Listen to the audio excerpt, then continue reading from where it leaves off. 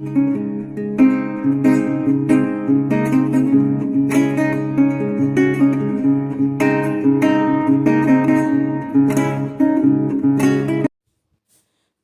साथियों, कैसे हैं आप सब।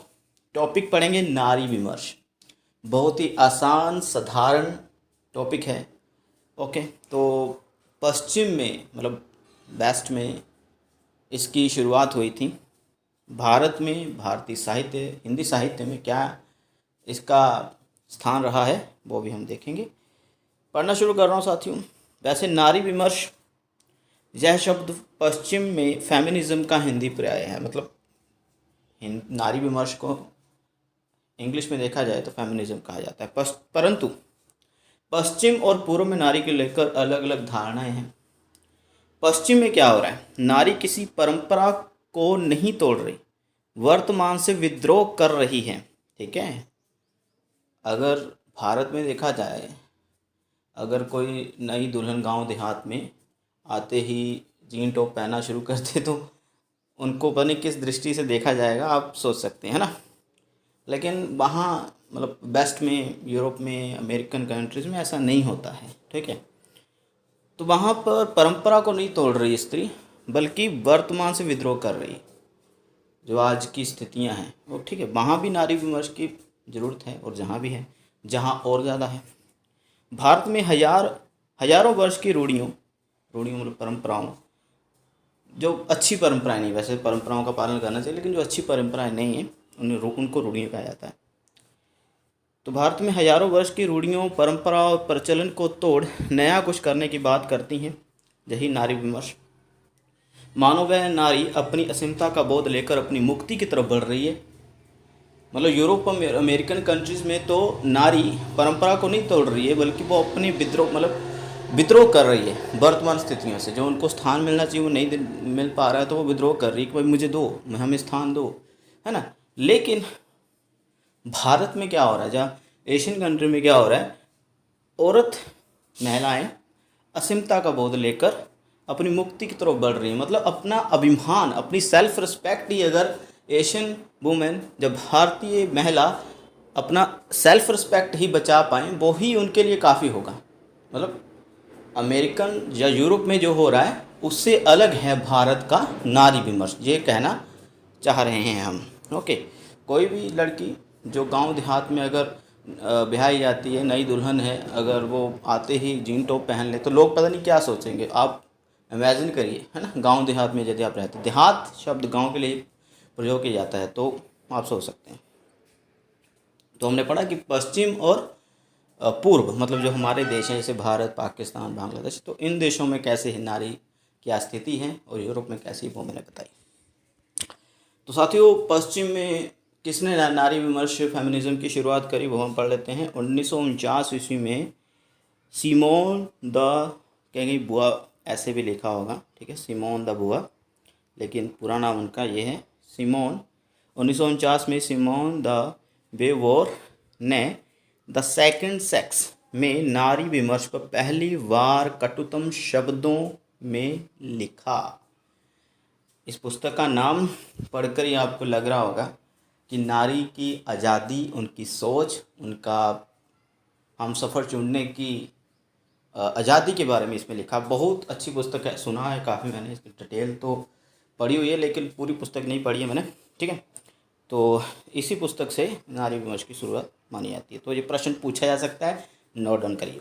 नारी को बहुत रूप में, माफ़ करिएगा, वस्तु रूप में, एक पदार्थ के रूप में, है ना, नारी को वस्तु रूप में प्रस्तुत करने पर टिप्पणी की है इस पुस्तक में।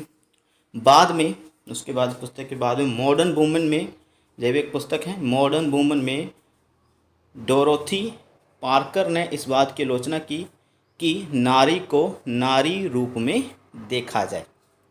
वह कहती हैं, कौन कहती हैं, डोरोथी पार्कर। वह कहती हैं कि नारी पुरुष जब मानव प्राणी रूप में स्वीकार है, यह द्वैत मान्यता, प्राधीनता और सापेक्षता को जन्म देती हैं। तो इन्होंने भी ये पुस्तक लिखी मॉडर्न वुमन करके, और इन्होंने फरमाया अपनी पुस्तक में कि जैसे मानव मतलब जीवन है तो सबको अधिकार दिए गए हैं, पुरुषों को भी और नारी को भी मिलने ही चाहिए उनके समान। तो इसमें इन्होंने ये बात की। तो भारत में नारी विमर्श की शुरुआत कैसे, कहाँ पर हुई, वो बात कर लेते हैं। साथ ही में परिभाषा कोई लेकर नहीं आया, ना ही परीक्षा में परिभाषा वगैरह पूछी जाती है, ठीक है। तो भारत में नारी विमर्श के बारे में क्या कार्य हुआ है वो पढ़ लेते हैं, ठीक है। तो शुरुआत करते हैं साथियों। भारतीय नारीवादी सावित्रीबाई फुले, महात्मा फुले की पत्नी, भारतीय नारीवादी सावित्रीबाई फुले, जिनका जीवन काल जो है 1831 से लेकर 1897, ठीक है। भारतीय नारीवादी माफ़ करिएगा, सावित्रीबाई फुले शुरुआती भारतीय नारीवादियों में से एक मानी जाती हैं और उपमहाद्वीप में लड़कियों के लिए पहला स्कूल शुरू किया उन्होंने। उपमहाद्वीप मतलब भारत को उपमहाद्वीप कहा जाता है, सब कॉन्टिनेंट। तो इसमें उन्होंने इस देश में पहला स्कूल खोला था लड़कियों के लिए, बहुत ही अच्छा काम था, ओके। तो ताराबाई शिंदे, फिर ताराबाई शिंदे का नाम आता है। 1850 से लेकर 1910 तक का जीवन काल है और कार्यकर्ता रही हैं, जिनका लिखा पुरुष स्त्री तुलना जो लेख है, निबंध है, आधुनिक भारतीय नारीवाद का पहला लेख माना जाता है। तो ये जानकारियाँ लिखिए, इम्पोर्टेंट। और नारी विमर्श की बात कर रहे हैं साथियों, तो मताधिकार की बात क्यों ना हो। तो साथियों आपको बता देते हैं कि सबसे पहले जो नारियों को, लड़कियों को, महिलाओं को, औरतों को वोट्स का, मत का, वोट देने का अधिकार अगर किसी देश ने दिया तो वो न्यूजीलैंड था। 1893 ईस्वी में, ठीक है, न्यूजीलैंड की ब्रिटिश कॉलोनी ने महिलाओं को वोट देने का अधिकार दिया। आपको बताऊं कि इंग्लैंड जो ब्रिटिश है वो 2-3 छोटे छोटे देशों से मिलकर बना हुआ है, ओके, जिसे यूनाइटेड किंगडम भी कहते हैं। तो ब्रिटिश कॉलोनी जो ऑस्ट्रेलिया पर भी हावी थी, न्यूजीलैंड पर भी हावी थी तभी, तो उपनिवेशवाद वहाँ भी था, भारत में भी था। तो उस वक्त 1893 में पहली बार महिलाओं को वोट देने का अधिकार दिया गया। तो देख लीजिए, मतलब ज़रूरी नहीं था कि भारत में ही नारी प्रताड़ित होती रही, बाहर भी ऐसा ही था। नारियों को अधिकार देखो कितनी देर के बाद मिला वोट देने का, ठीक है। आगे बढ़ते हैं साथियों। तो वैदिक काल, वैदिक काल के बारे में बहुत ज़्यादा भ्रांतियाँ कि वैदिक काल है क्या। साथियों जिस समय के दौरान वेदों की रचना हुई, हमारे 4 वेद हैं ना, उन 4 वेदों की रचना हुई जिस समय में, उनको वैदिक काल कहा जाता है। तो वैदिक काल में महिलाओं की क्या स्थिति रही, यह पढ़ना बहुत अनिवार्य है। वैदिक काल में महिलाओं की स्थिति समाज में काफ़ी ऊंची थी और उन्हें अभिव्यक्ति की पूर्ण स्वतंत्रता प्राप्त थी। वे धार्मिक क्रियाओं में भाग ही नहीं लेती थी, बल्कि क्रियाएं संपन्न कराने वाले पुरोहितों, मतलब पंडितों और ऋषियों का दर्जा भी उन्हें प्राप्त था। उस समय महिलाएं धर्म, शास्त्रार्थ इत्यादि में पुरुषों की तरह ही भाग लिया करती थी।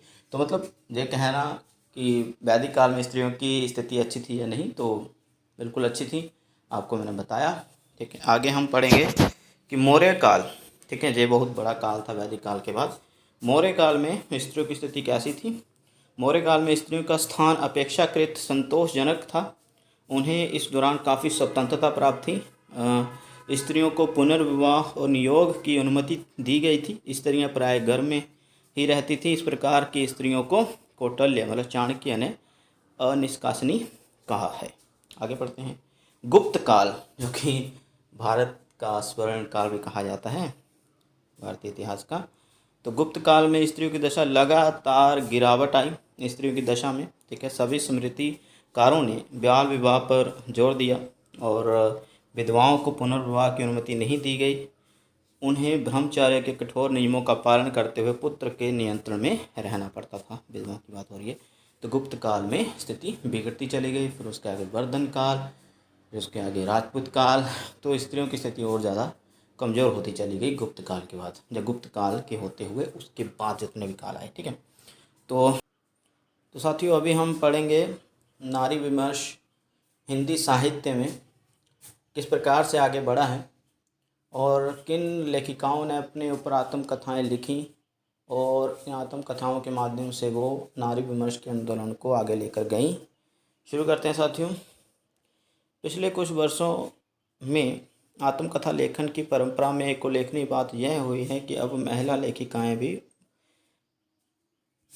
मुक्त मन से अपनी आत्मकथाएं लिखने लगी हैं। कालक्रम से देखा जाए तो दस्तक ज़िंदगी की 1990, मोड़ ज़िंदगी का 1996, इन 2 खंडों में प्रकाशित प्रतिभा अग्रवाल की आत्मकथा सबसे पहले आती है। इसी क्रम में जो कहा नहीं गया 1996 ईस्वी कुसुम अंसल की ये आत्मकथा है। इन्होंने भी अपनी आत्मकथा में नारी विमर्श जैसे टॉपिक को आगे बढ़ाया है। तो साथियों, नारी विमर्श मतलब नारी से संबंधित उनके हकों, उनके हितों, उनके अहम भाव की बात। कुछ पुरुष प्रधान समाज ये सोचता है कि नारी का स्थान सिर्फ घर में है और वो चूल्हा या बर्तन धो है ना का काम संभालने तक ही सीमित है, जो कि गलत बात है।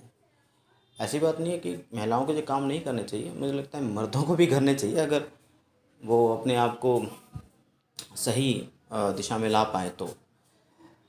एक तरफा बात नहीं करनी चाहिए कि ये महिलाओं के काम है, ठीक है। तो कुसुम अंसल इन्होंने भी आंदोलन आगे बढ़ाया। आगे लगता नहीं है दिल मेरा 1997 ईस्वी में कृष्णा अग्निहोत्री की आत्मकथा है, बहुत चर्चित। साथियों, 98 यूजीसी नेट की परीक्षा में तो बहुत बार पूछी गई है।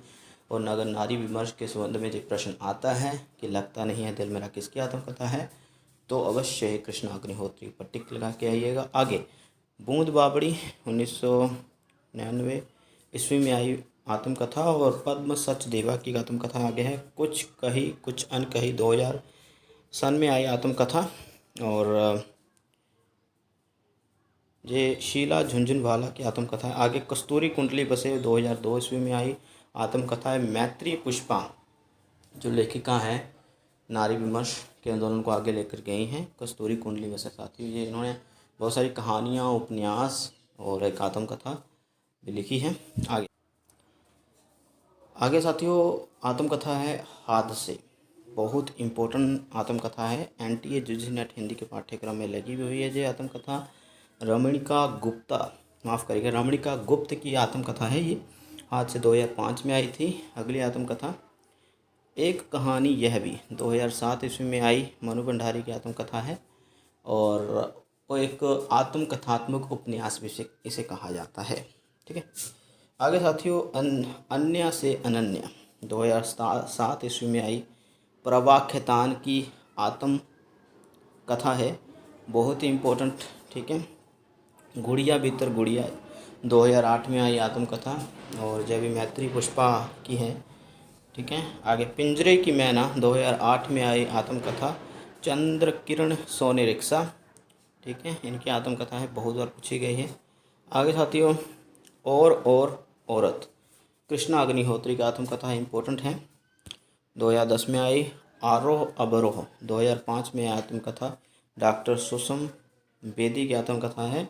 आगे जमाने में हम डॉक्टर निर्मला जैन की आत्मकथा है, 2015 में आई। आप खुदरी जेवी रमणिका गुप्ता की आत्मकथा है, और हादसे के बाद इसको दूसरा भाग माना जाता है उनकी आत्मकथा का, ठीक है। तो बहुत इंपॉर्टेंट है साथी, ये आत्मकथाएं सभी मैंने बताई जिन्होंने नारी विमर्श को भारतीय या हिंदी साहित्य में आगे लेकर गई हैं। ओके, आज नारी वो सभी काम कर पा रही है या कर सकती है जो पुरुष करते हैं, और ये सिर्फ और सिर्फ नारी विमर्श आंदोलन के कारण ही हो सका है। वैसे तो बहुत बड़ा आंदोलन है, इसको पढ़ेंगे तो भाई पुस्तकें लिखी गई हैं इसके ऊपर, बस नारी के हकों की बात की गई है, ठीक है। तो मिलते हैं अगले वीडियो में, तब तक अपना ध्यान रखिए। धन्यवाद, जय हिंद।